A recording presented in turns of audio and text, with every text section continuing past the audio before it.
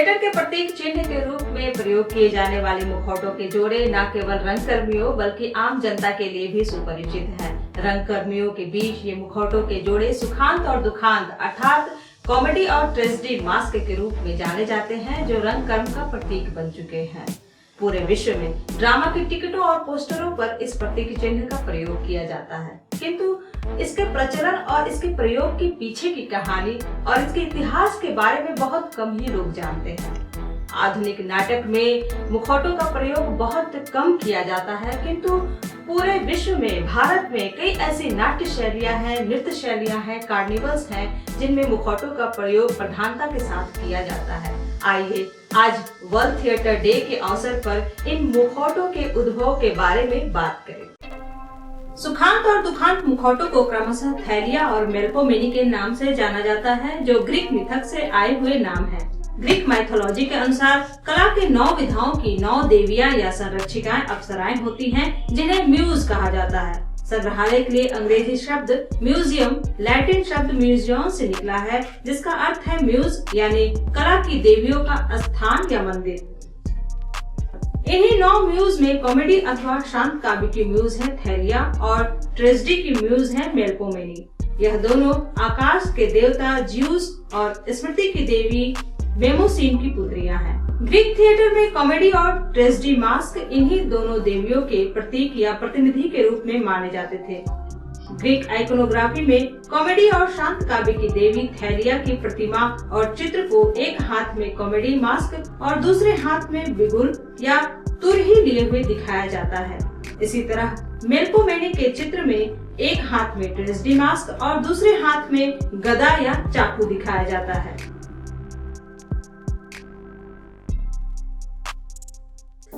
प्राचीन Greek theatre में सुखांत और दुखांत यानी कॉमेडी और ट्रेजेडी मास्क का प्रयोग शराब और थिएटर के ग्रीक देवता डायनोसिस के प्रति श्रद्धांजलि व्यक्त करने के रूप में प्रयुक्त होता था। ये दोनों मुखौटे शराब के युगल प्रभाव, उमंग और उदासी के प्रतीक हुआ करते थे, जो कालांतर में नाटक के प्रतीक बन गए। कॉमेडी ट्रेजेडी मुखौटों का महत्व ग्रीक थिएटर में द्विपक्षीय था।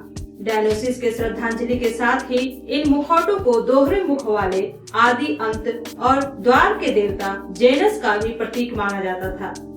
परंपरा के अनुसार रोमन कैलेंडर का पहला मास जनवरी जेनस के नाम पर रखा गया है।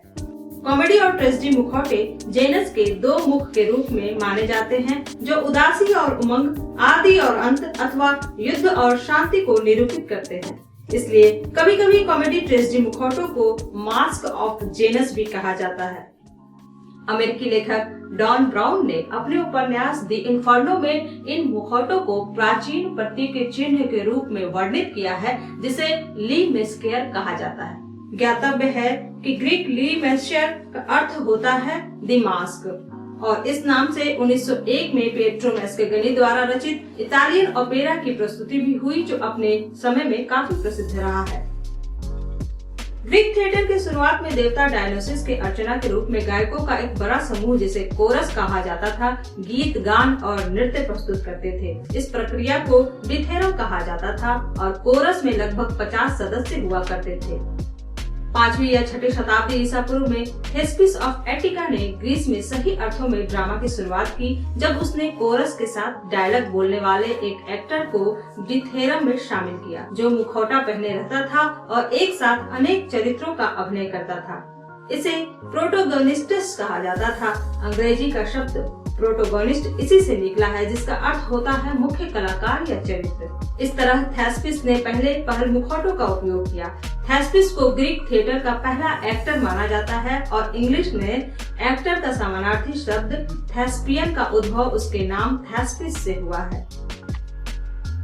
चूंकि दूर तक और ऊंचाई पर बैठे हुए दर्शकों तक अभिनेता के चेहरे के भाव स्पष्ट रूप से दर्शकों तक नहीं पहुंच पाते थे, इसीलिए इन भावों को इन मुखौटों पर अतिरंजना के साथ अंकित कर अभिनय के दौरान इसका प्रयोग किया जाता था।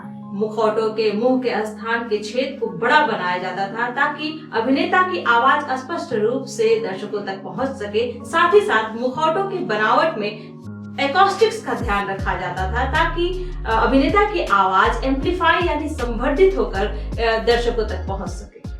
हड़प्पा और मोहनजोदड़ो से भी मिट्टी के मुखौटे मिले हैं जो वास्तविक मुखौटों के लघु रूप हैं। वास्तविक मुखौटे लकड़ी, चमड़े अथवा कपड़े के बने होंगे जो कालांतर में नष्ट हो गए। विद्वानों के अनुसार उत्खनन से प्राप्त ये मुखौटे ताबीज के रूप में प्रयोग में लाए जाते होंगे, किंतु इन मुखौटों का निर्माण इस बात की ओर इशारा करता है कि वास्तविक मुखौटों का निर्माण सिंधु सरस्वती सभ्यता में अवश्य होता होगा, जिसकी मिनिएचर मिट्टी के रूप में की गई है। और मुखौटों का प्रयोग अनुष्ठानिक उत्सव और रंग कर्म के अलावा किसी दूसरी विधा में नहीं हो सकता है।